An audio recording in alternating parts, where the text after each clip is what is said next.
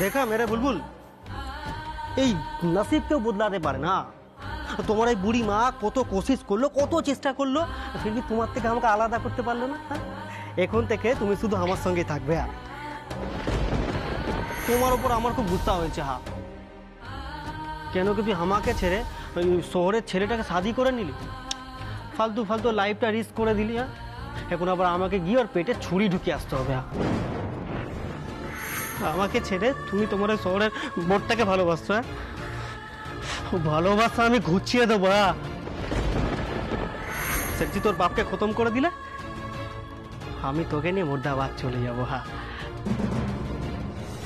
আগে ভাবতাম কি তোকে কোঠিতে রাখবো, কিন্তু না, এখন ঠিক করলাম যে আমার সঙ্গে আমার বাড়িতে থাকবি। হ্যাঁ, তুই যদি আমার না হোস তো অন্য কারো হতে দেবো না।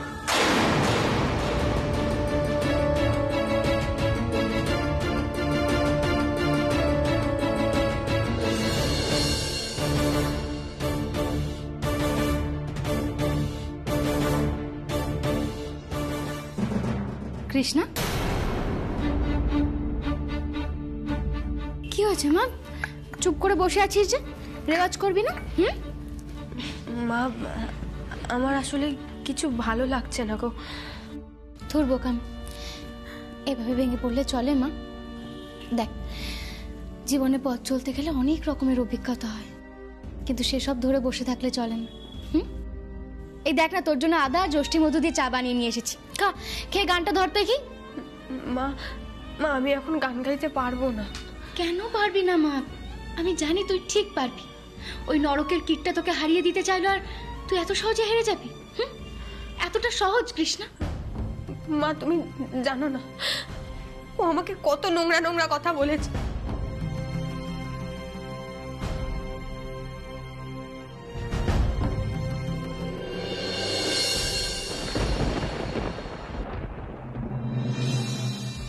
কিন্তু সিনা, রেজিস্ট্রি করে বিয়ে। বড় বৌমা, বলছিলাম যে রেজিস্ট্রি ম্যারেজটাই কিন্তু এখন সব, আইনের উপরে তো কিছু নেই। আমরা বরং এক কাজ করি না, ওরা শৈশাবুদ্ধ করে রাখুক, তারপর দিদির মাথা ঠান্ডা হলে তখন আলোচনা করা যাবে। আমি কেন বলছি জানো তো, তাহলে পুজোটা ওদের একটু ভালো কাটতো আর কি। থ্যাংক ইউ সো মাচ মেশো দাদু, আমি তো এইটাই বলতে চাইছি। তুমি একদম ঠিক কথাটা ধরেছ। আমি এইটাই চাই যে আমাদের সবার পুজো এবার খুব ভালো কাটুক। আমি তোমাদের বাড়ির বউ হয়ে, এই বাড়ির বউ হয়ে পুজোর মণ্ডপে যাব। কি মজা হবে বলো? এই ফার্স্ট টাইম আমি আমার রিয়েল আর লিগ্যাল ফ্যামিলির সাথে টাইম কাটাবো। একবার রেজিস্ট্রি ম্যারেজটা হয়ে গেলে আর কেউ কোনো প্রশ্ন করতে পারবে না। তারপর তোমরা একটা ডেট ফিক্স করে আমাদের সোশ্যাল ম্যারেজের ব্যবস্থা করে দিও। তোমরা যখন বলবে তখন হবে। বড় বৌমা, আমি কিন্তু এতে দোষের কিছু দেখছি না। ডোডোর সাথে আলোচনা করে একটা ডেট তো নেওয়া যেতেই পারে।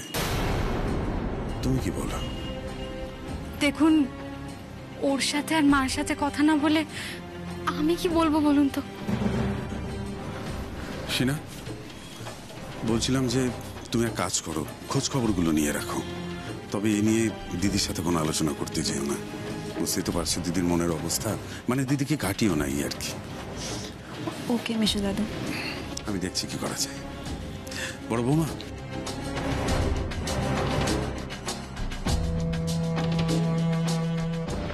অ্যাট লাস্ট ম্যানেজ করেছি অনেকটা। এই লোকটা বোধহয় বুড়িকে ম্যানেজ করতে পারবে।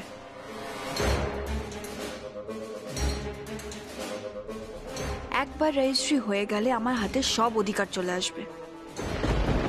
সোশ্যাল ম্যারেজ করার দরকারই হবে না আর।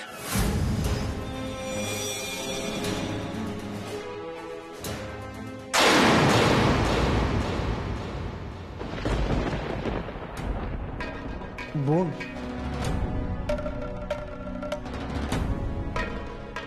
ও তোমাকে যা যা বলেছে সেসবের শাস্তি তো ও পাচ্ছে, আর তুমি তো কোনো ভুল করোনি। তুমি কেন এইসব নিয়ে ভাবছো? মা, অনিরুদ্ধ চলে গেল কেন?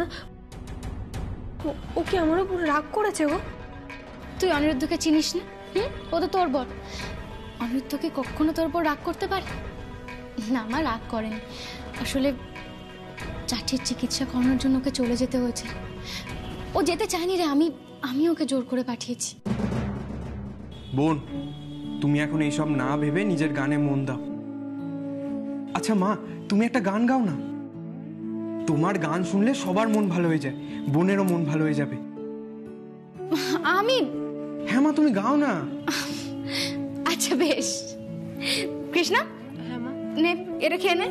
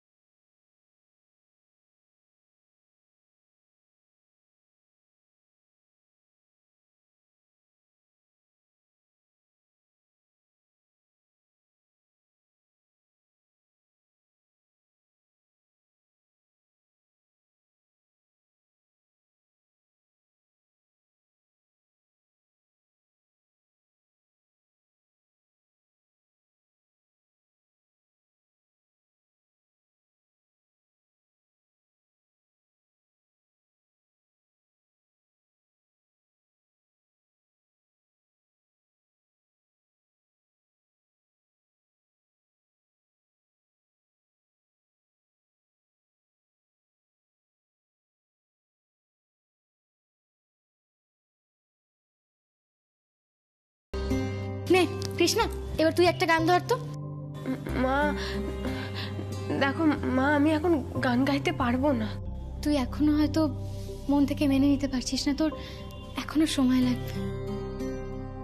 দেখ মা, এই কম্পিটিশনে গান গাওয়ার জন্য আমি তোকে একবারও জোর করতাম না রে, কিন্তু তোর বাবার মনের ইচ্ছা যে তুই এই কম্পিটিশনে গান গা, তুই যে দেখ, মানুষটা এত দূর থেকে ছুটে এলো তোকে বাঁচানোর জন্য। এখন যদি তুই এই কম্পিটিশনে গান না গাস তাহলে তোর বাবা কতটা কষ্ট পাবে বলতো। তুই তোর বাবার মেয়ে হয়ে এত সহজে হেরে যাবি? হার মেনে নেবি তুই? না মা, আমি এত সহজে হার মানবো না।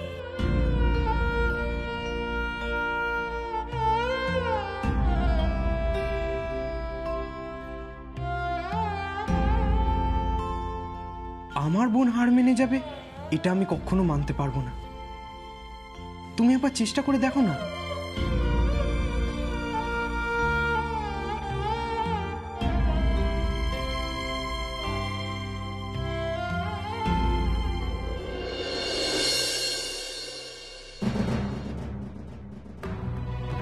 কৃষ্ণ,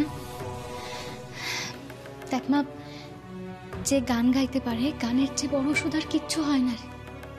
আমার কথা শোন, সঙ্গীতের কাছে তুই একবার নিজেকে সমর্পণ করে দেখ, দেখবি তোর পরাজয় গ্লানি সব কিছু ধুয়ে মুছে তোর গান আবারও জিতে গেছে। তুই পারবি মা, আমি জানি। আর তুই তো আমার মেয়ে, আমি জানি তুই আমার থেকে অনেক ভালো গান গাস। নে মা, এবার গান ধর তো। হ্যাঁ মা, আমি চেষ্টা করছি। তুই পারবি, চেষ্টা করছি আবার কি। নে শুরু কর। শিবা, ওটা একটু শরীর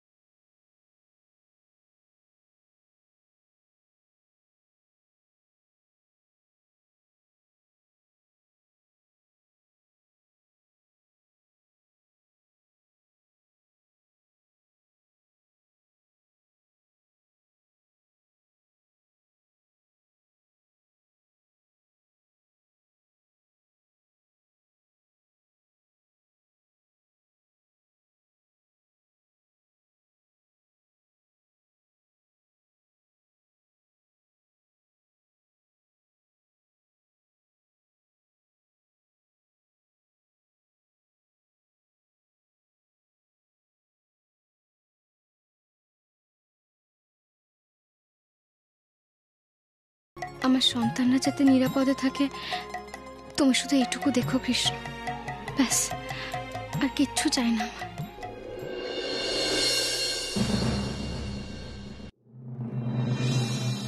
দাদা দিদিকে ফোনটা দিচ্ছি। আমি শুধু নিখিল নিখিল নিখিল করে চিন্তা করে মরছি। আমার জন্য কারোর চিন্তা নেই, আমার একটুও ভালোবাসে না। একবার যাই না স্বর্গে, তখন বুঝবে মা কি ছিল। তুমি আমার এখানে দাঁড়িয়ে আছো কেন? আরে তোমার মেয়ে ফোন করেছে, ধরো। শ্যামা ফোন করেছে তো আমি কি করব? আমার কি, আমি কারোর সঙ্গে কথা বলতে পারবো না। আমাকে কারোর মনে পড়ে না। এখন শ্যামা ফোন করেছে, কি দরকারে ফোন করেছে?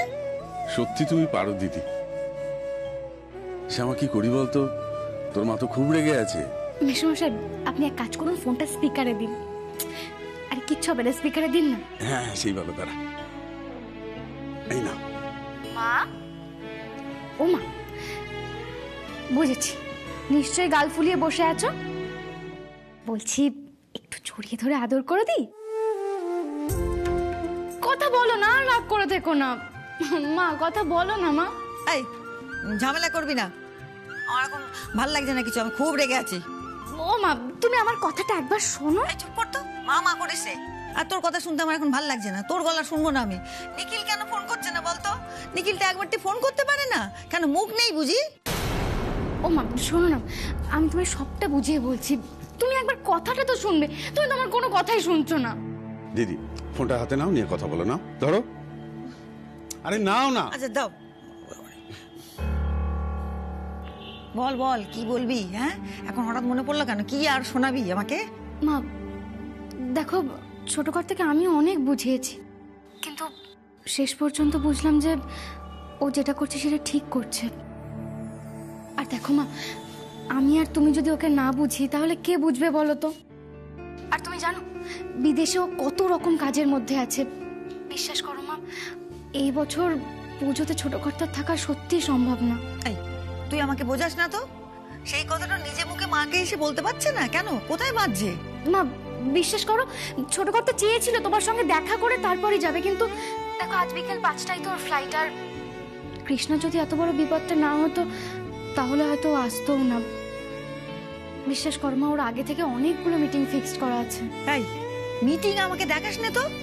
তোদের বাবা না সারা জীবন ওর মিটিং মিটিং করে সংসারের কাজে ফাঁকি দিয়ে গেছে, ওসব আমি জানি। মা শোনো না, একটু বোঝার চেষ্টা কর। তুমি জানো ছোট কর্তা বিদেশে আমাদের কোম্পানির মশলার বাজার তৈরির কাজে লেগে গেছে, সেজন্য তো ওকে ওখানেও একটু টাইম দিতে হবে বলো। হ্যাঁ হ্যাঁ হ্যাঁ, তুই তো ছোট কর্তাকে বল যে মশলা নিয়েই থাকতে, মাকে বলে যেতে বল। তারপর মা যেদিন সঙ্গে চলে যাবে বুঝবে মশলা নিয়ে। কেন রে, এখানে এলে কি ক্ষতি হতো? আচ্ছা তোরাও তো শুনলাম নাকি আসবি না, কেন রে? তোদের আবার কি কাজ পড়ে গেল? শোনো না মা, এই দেখো কালকে তো কৃষ্ণার গানের অনুষ্ঠান, ব্যাস ওর গানের অনুষ্ঠান কমপ্লিট হয়ে গেলেই আমরা বাড়ি চলে আসবো। ও মা, এত কি ভাবছো বলো তো? ও বুঝেছি, ছেলে আসছে না বলে তোমার মন খারাপ হচ্ছে, আর এই যে তোমার মেয়ে তোমার কাছে যাচ্ছে তখন তুমি একটু খুশি হচ্ছ না তো? হ্যাঁ রে, কেন বলছিস এসব কথা? তুই জানিস না তুই আমার মেয়ের মতো নয়, তুই আমার মেয়ে। ইচ্ছে করে বলছিস তো যাতে আমি কষ্ট পাই, রাগ করি? হ্যাঁ শুধু দুষ্টুমি। আসলে কি জানিস, তুই থাকলে আমার সবচেয়ে বড় ভরসা। তোর মায়ের মন তো, নিখিলটা নেই। বল তুই বল, কতদিন ওকে দেখি না বলতো, কতদিন আমাদের কাছে থাকে না। একটু ইচ্ছে করবে না পুজোর সময় ছেলেটাকে দেখবো? আর কি জো আছে? আর তাছাড়া ও আমার দিদি ভাইটার ওপর কত ফাঁড়া গেল বলতো, এত বড় একটা ফাঁড়া গেল। ওকে শিগগির নিয়ে আয় তো বাড়িতে, শিবা দাদু ভাই আর দিদি ভাইকে নিয়ে একদম বাড়ি চলে আয়। গান হোক না হোক তোকে ভাবতে হবে না, তুই বাড়ি আয়, একটা পুজো টুজো কিছু দে। মা আমি তো বললাম আমরা ফিরে আসছি, তুমি এখন এসব কথা ছাড়বে? মা শোনো না, তুমি তোমার ছোট দিদিকে আশীর্বাদ করবে না? কাল কত বড় মঞ্চে ও গাইবে বলো তো। এই দেখেছিস তো, এই নিখিল করতে গিয়ে আমি সব বস্ত ভুলে যাই। হ্যাঁ একবার দে না দিদি ভাইকে একটু, গলাটা অন্তত শুনি, চোখে তো দেখতে পাচ্ছি না। বল। দাঁড়াও ডাকছি। কৃষ্ণা, এই কৃষ্ণা। কি মা? একবার এদিকে আয় তো। যাচ্ছি। হ্যাঁ অলোক, ছোট দিদি আমার সঙ্গে কথা বলছে। হ্যাঁ আসছে আসছে। মা শোনো না। হ্যাঁ মা বলো। নিত্য ঠামি তোর সঙ্গে কথা বলবে। কি ঠাম্মি ফোন করেছে? হ্যাঁ ঠাম্মি বলো। ছোট দিদি মন ঠিক আছে, শরীর ঠিক আছে তো? হ্যাঁ আমি সব শুনেছি ছোট দিদি, তোমার ওপর দিয়ে কি ঝড়টাই না বয়ে গেছে। হ্যাঁ আমি শুনেছি, আমি সব জানি। আমি জানি তুমি এখন খুব ভয় পেয়ে আছো, তোমার মন এখনো আতঙ্কিত হয়ে আছে। কিন্তু একটা কথা বলবো, তোমাদের দাদান একটা কথা আমাকে বলতেন যে ঝড়ঝাপটা তো সংসারে বেঁচে থাকতে গেলে আসবেই, কিন্তু সে ঝড়ঝাপটায় যেন ভেঙে যেও না। হয়তো ঝুঁকতে হবে, একটু ঝুঁকবে, তারপর আবার সোজা হয়ে মাথা উঁচু করে দাঁড়াবে। তোমার দাদা এই কথা বলে গেছেন, তোমাকেও তাই করতে হবে। মন শক্ত রাখো, হেরে গেলে তো চলবে না, কেমন? আশীর্বাদ করো ঠাম্মি, আমি যেন জয়ী হয়ে ফিরতে পারি। আমার আশীর্বাদ সব সময় আমার দাদু ভাই দিদি ভাইয়ের ওপর আছে। হ্যাঁ আর জয়ী হবে না কেন তুমি? তোমার যা মনের জোর, তোমার প্রতিভা, নিশ্চয়ই জয়ী হবে, তুমি জয়ী হয়েই ফিরবে। বেশ ঠাম্মি। আচ্ছা ঠাম্মি শোনো না, তুমি কিন্তু একদম মন খারাপ করে থাকবে না, কেমন? আমরা কলকাতায় গিয়ে অনেক প্ল্যান করব পুজো নিয়ে, ঠিক আছে? আর বাবা নেই বলে কিন্তু একদম মুখ ভার করে থাকবে না। দেখো ঠাম্মি, আমার বিশ্বাস বাবা একদিন হঠাৎ করে আমাদের কাছে এসে আবার চমকে দেবে। বাবার প্রয়োজন পড়বে আর বাবা আমাদের কাছে আসবে না, সেটা কখনো হতে পারে বলো? ছোট দিদি, তোমার মা আর তোমার বাবার ওপর আমার জীবনের সবটুকু বিশ্বাস রাখা, সেই বিশ্বাসটুকু আছে বলেই তো এখনো টিকে আছি গো। আর শোনো আমার ডার্লিং, আমার শিবা দাদু ভাইকে বলো তো, গান হোক চাই না হোক, তোমার মাকে আর তোমাকে নিয়ে যেন এই বুড়িটার কাছে ফিরে আসে। বলবে যে ডার্লিং এর অবস্থা খুব খারাপ, মন ভালো নেই। হ্যাঁ ঠাম্মি। আচ্ছা ঠাম্মি, আমি এখন রাখছি। হ্যাঁ হ্যাঁ, রাখো রাখো রাখো। মাইনা। কৃষ্ণা, কাল কিন্তু খুব ভালোভাবে গাইতে হবে। হ্যাঁ মা।